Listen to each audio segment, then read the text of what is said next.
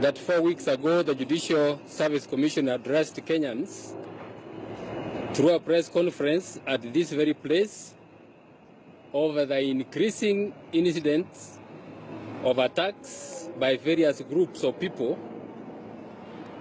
who were given to making threats and demands intended to interfere with the work of the judiciary.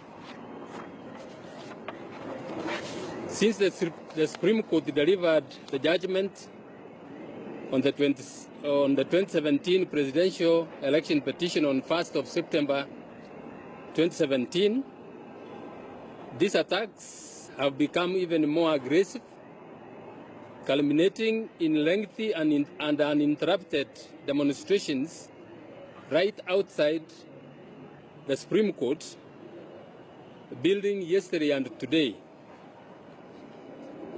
Whereas we recognize and respect the rights of citizens to picket as provided in the Constitution, these demonstrations have bordered on violence and are clearly intended to intimidate the judiciary and the individual judges.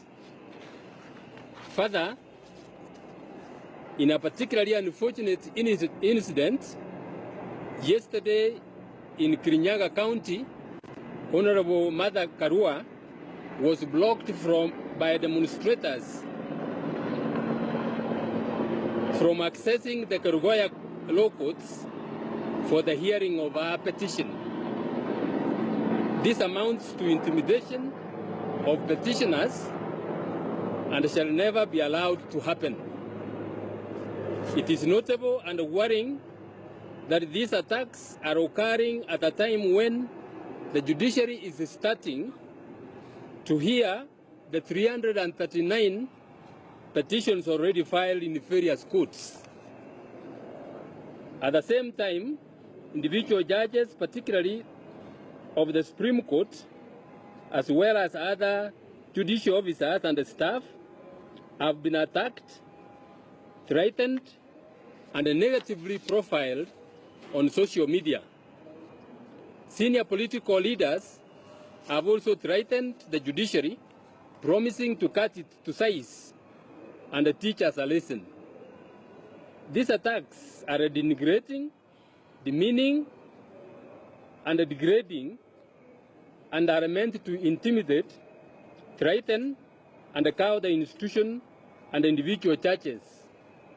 Such acts are not only unlawful, but also savage in nature.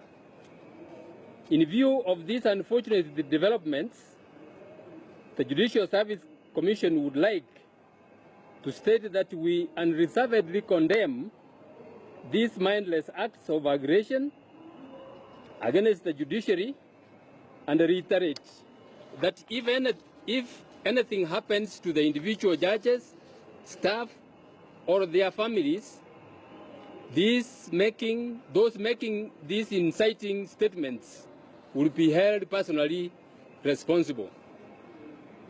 The Judicial Service Commission notes with dismay that the Inspector General of Police, who is expected to provide security to all government facilities, has repeatedly ignored calls to act, exposing judicial officers, property, and litigants to danger.